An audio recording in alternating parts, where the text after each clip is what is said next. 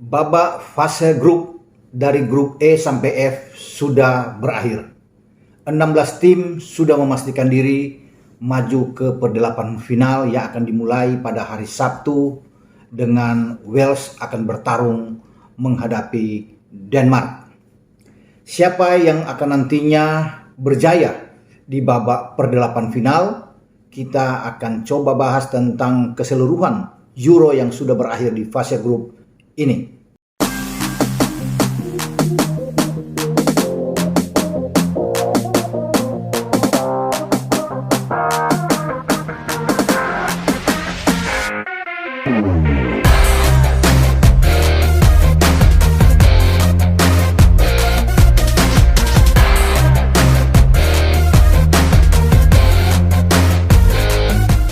Hola, kembali dengan saya Ropan.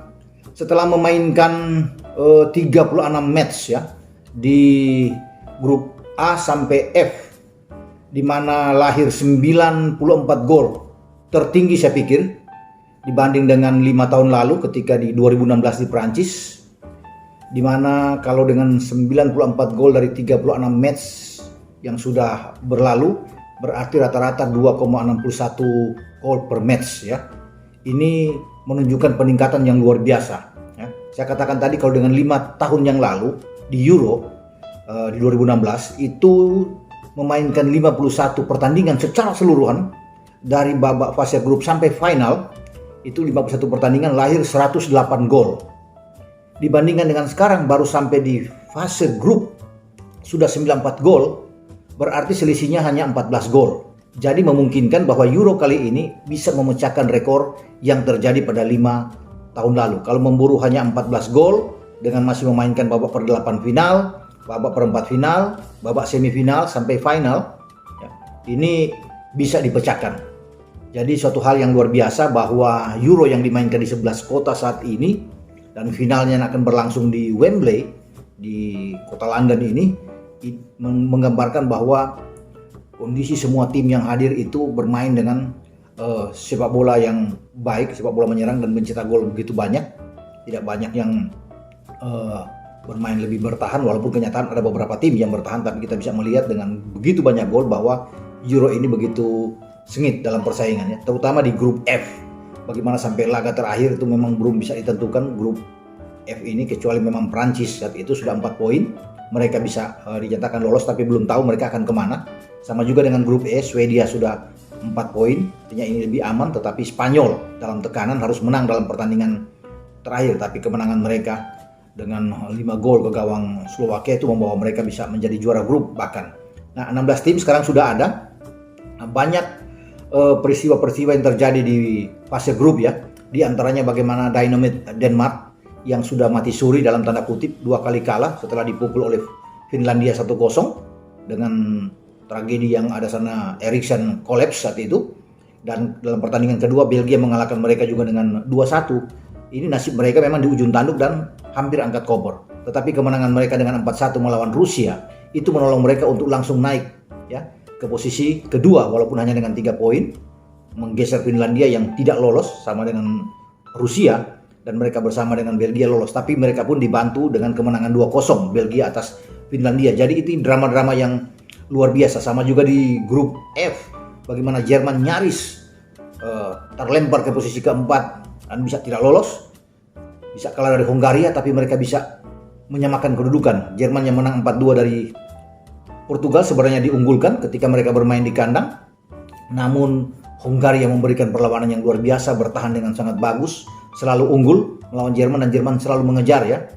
Ketika bagaimana Saleh bisa memberikan keunggulan, dikejar oleh Harvard, kemudian Shafford bisa memberikan keunggulan lagi. Akhirnya di menit 84, 6 menit sebelum pertandingan berakhir, Leon Goretzka menyelamatkan nyawa Jerman untuk masuk ke 16 besar. Lawan Jerman, Inggris, mereka akan bermain di Wembley. Sama juga dengan Spanyol, di saat-saat akhir mereka masuk bisa memenangkan pertandingan, akhirnya mereka menjadi juara grup. Kemudian mereka akan berhadapan dengan Kroasia. Jadi apa yang tersaji di babak perdelapan final ini itu begitu sengit, terutama dalam pertarungan antara Belgia di juara grup B menghadapi Portugal yang turun ke peringkat ketiga walaupun posisi sama dengan Jerman, tetapi mereka kalah head to head dengan Jerman sehingga mereka ada di posisi ketiga terbaik yang lolos dari grup F. Mereka harus bertarung melawan Belgia. Berarti sebelum sampai ke perempat final, salah satu di antara Belgia dan Portugal harus angkat koper, harus pulang. Nah, siapa yang akan keluar? Ini betul-betul sulit untuk diprediksi ya. Kalau menurut saya ya, Portugal oke sebagai juara bertahan, Belgia lagi bagus, memenangkan 3 pertandingan. Kalau bisa dilihat dengan permainan yang ada saat ini menggambarkan, saya pikir Belgia ya yang lebih oke untuk bisa lolos kalau melihat dengan penampilan mereka. Tetapi kan sepak bola semua bisa terjadi, bukan tidak mungkin juga Portugal akan bisa memenangkan karena mereka punya kedalaman squad yang bagus. Ronaldo sudah bisa membuat 5 gol sejauh ini, suatu hal yang baik bahwa dia memecahkan berbagai macam rekor, termasuk bagaimana merintis rekor dari Alidai, rekor Miroslav Klose, rekor dari Michel Platini, semua dipecahkan oleh CR7. Apakah CR7 ini akan berjaya atau tampil sangat baik, tampil terengginas menghadapi Belgia? Itu yang akan kita tunggu nantinya, karena ini pertandingan big match yang luar biasa, mengharuskan satu di antara 2 tim yang akan berlaga, 2 tim yang diunggulkan ini untuk tersisi. Sama juga dengan Jerman dan Inggris. Inggris tampil bagus dalam maksudnya bagus dalam hal bukan dalam permainan, saya pikir. Bagus karena mereka punya clean sheet ya, hanya mencetak 2 gol lewat Sterling. Tapi 3 pertandingan mereka clean sheet, sama seperti Italia. Nah, mereka diuntungkan bermain di Wembley. Jadi 3 pertandingan awal di grup ya, bagaimana mereka grup D mereka bisa bermain di Wembley dan tidak terkalahkan. Tetapi masalah mereka bahwa di lini depan Harry Kane sebagai kapten belum pernah mencetak gol, hanya ada Sterling. Mereka bermasalah di sini, walaupun punya pertahanan bagus. Kembalinya Harry Maguire ini memberikan jaminan yang luar biasa untuk berpasangan dengan John Stones di belakang.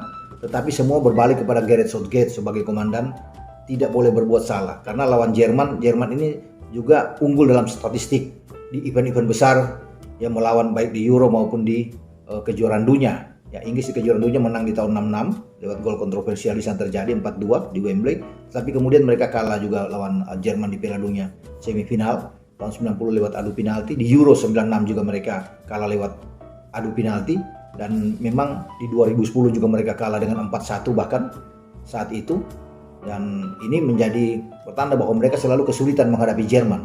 Ya, Jerman keluar dari lubang jarum setelah bermain 2-2, pasti akan bermain dengan all out, akan bermain habis-habisan. Dan biasanya Jerman kalau sudah sampai di babak knock out atau sistem gugur, mereka ini sulit bisa tertahan. Paling tidak mereka bisa menembus semifinal atau final, bahkan juara. Jadi tidak ada yang bisa meragukan Jerman ini bahwa mereka bisa 6 kali ke final di Euro, 3 kali juara dan 3 runner up. Itu fakta yang mereka lakukan, 4 kali juara dunia.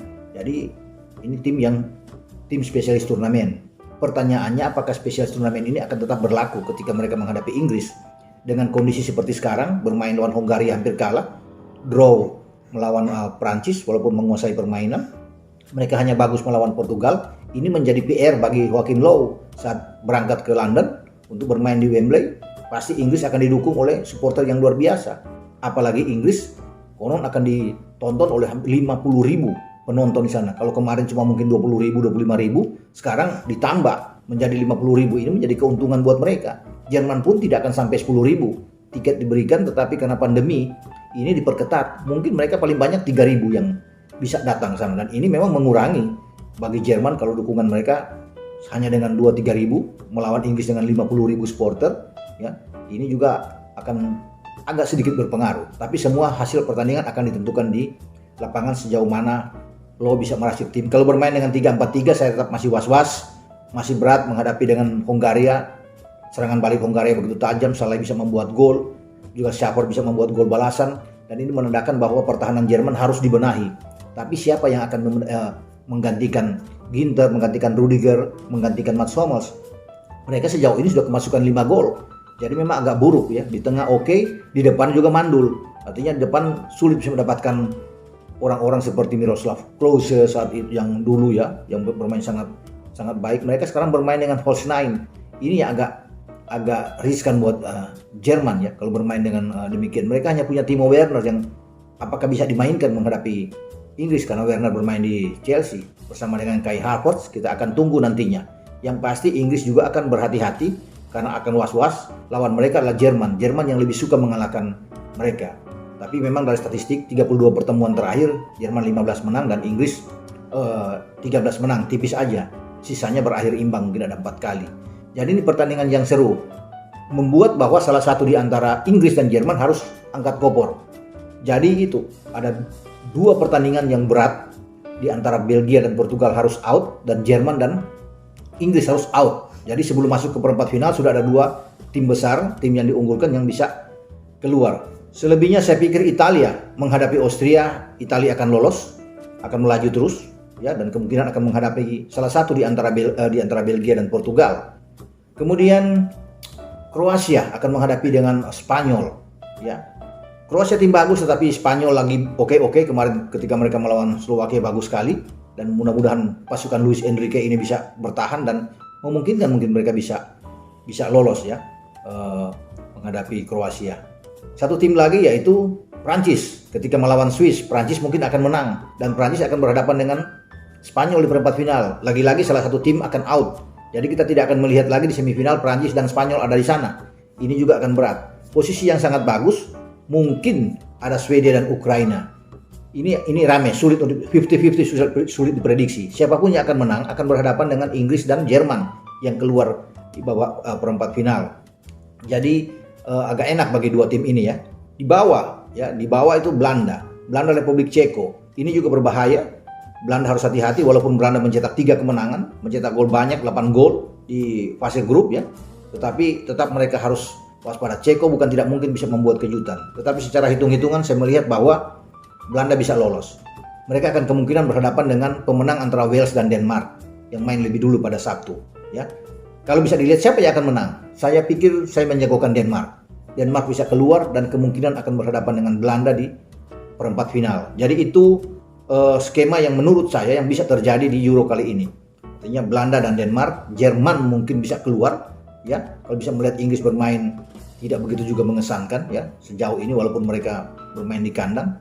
Nah, tinggal tergantung Jerman, mental Jerman kita lihat. Tapi kalau melihat Jerman akan keluar, dia akan menghadapi Swedia di babak selanjutnya. Di grup sebelah ya kita sudah lihat tadi, Italia akan berhadapan dengan salah satu Portugal atau Belgia ya. Nampaknya Belgia yang berhadapan dengan Italia. Jadi salah satu di antara Belgia dan Italia pun keluar. Jadi ini ramai sebelum babak semifinal masuk, mungkin Italia out, mungkin Belgia out. Kalau Portugal sudah out lebih dulu. Jadi ini yang membuat satu hal yang sangat ramai yang akan kita nantikan nantinya. Prancis dan Spanyol salah satu out, pemenangnya akan menghadapi bagaimana pertarungan antara Belgia dan Italia.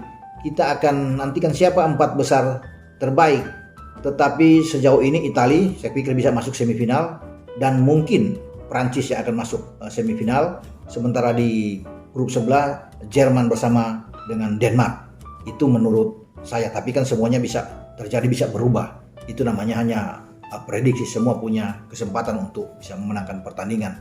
Jadi betul-betul kita akan lihat apakah Euro ini akan memecahkan rekor dengan gol banyak yang akan terjadi. Kita lihat bahwa 8 on goal, 8 gol bunuh diri sudah merupakan suatu hal yang banyak kalau dalam 2 Euro terakhir, bahkan dalam 3 Euro terakhir juga ketika berlangsung di Prancis hanya 3 gol bunuh diri, bahkan bergeser lagi ke belakang itu hanya 1 gol bunuh diri dari Glenn Johnson ketika Inggris melawan Swedia pada 2012. Jadi memang ini luar biasa, gol banyak, gol bunuh diri juga banyak yang terjadi. Kita akan lihat ke depannya nanti apa yang akan terjadi di babak perempat final Euro 2020-2021 ini.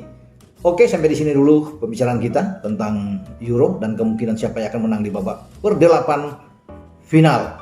Ya, jangan lupa Anda untuk like dan subscribe channel YouTube Bung Ropan dan share kepada siapapun. Sampai jumpa, ciao.